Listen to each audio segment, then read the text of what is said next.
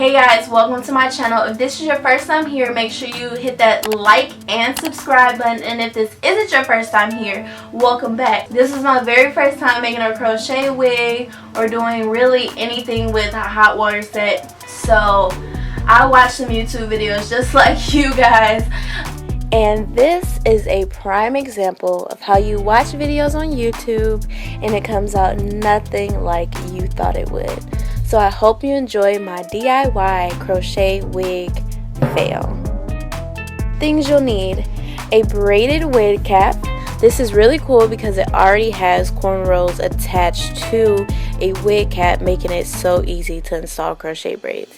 You'll need a crochet needle. So whatever hair you're using, I am using the jumbo loop braid from SAMSBEAUTY.com. This hair is absolutely soft and gorgeous, and it already comes pre-looped for easy install. Yeah, easy install. This is what the loop looks like up close and personal. You pull it apart to enlarge it, and you pull that pre-made loop up to close your loop. Things you do want to do is install it just like you would normal crochet braids. So you put your crochet needle underneath a braid, take your loop and enlarge it, and make sure all of the hair is underneath the crochet hook. Close your latch and pull it through the braid. And you take the loose hair and you put all of it through the loop. This is the pre-made loop, and you want to pull the hair so that that loop is as tight as the loop made at the top. And you just keep installing your crocheted hair on the wig cap the same exact way.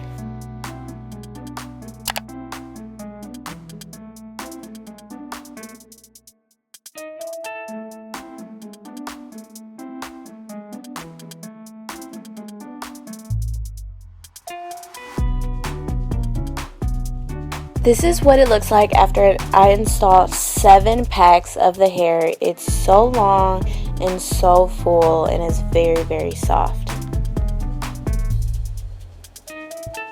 And this is where it starts to go wrong. This is what you don't want to do, okay? Do not use this braid cap if you're going to be using hair that doesn't match the cap color.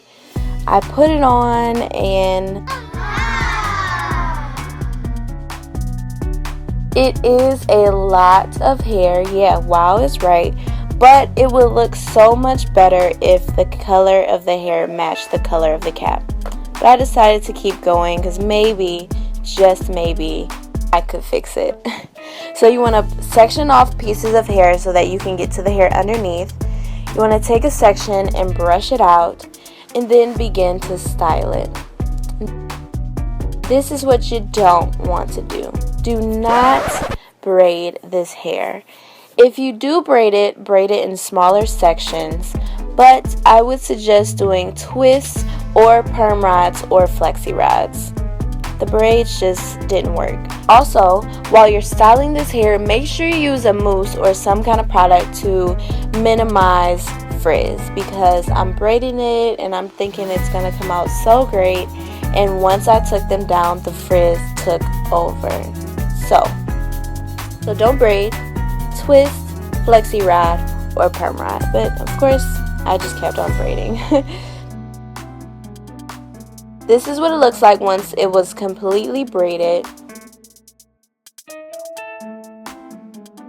And this is what the ends look like. This is what you don't want to do. If you were doing a style like braids or twist and your ends are straight, you want to add some kind of perm rod to the ends to curl the ends. Because if you don't, they come out looking like this.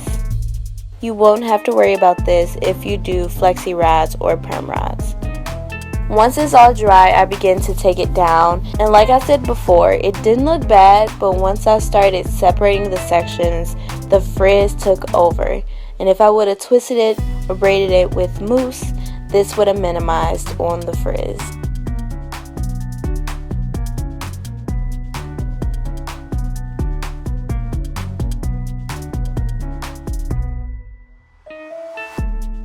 Next, you want to frame your face, but this is what you don't do. You do not use regular scissors to cut any type of hairstyle. They're too blunt and your ends will end up looking like this, frizzy and a mess.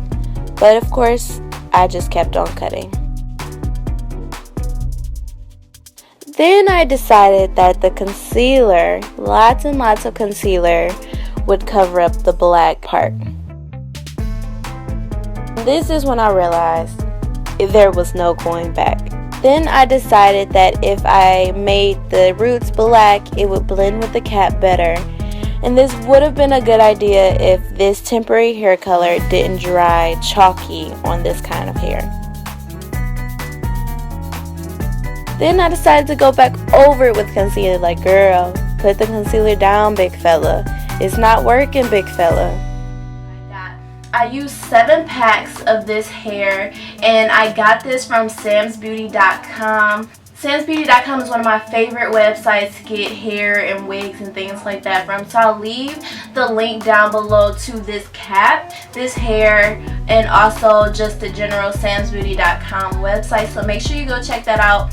Overall, the hair is very soft. I have very sensitive skin, so I was a little worried that it was going to be itchy when I made it and stuff like that, but it's really not. It's really, really soft, and it's not that heavy. You know, even though I used 7 packs and even though it's very, very full, it's not really that heavy. This hair is very long. It's 24 inches and it's definitely true to length. Before I braided it, it came all the way down to my waist and in the back, where, you know, of course it's going to be a little longer. For people who are like me that are beginners with cornrows and don't feel like their foundation would be strong enough to do crochets on, or if you just don't know how to cornrow at all, or you just don't feel like cornrolling, you know, this is a very, very good cap to get because it already has the braids on there. And I hope you guys learn from my mistakes and you go and make a beautiful DIY crochet wig.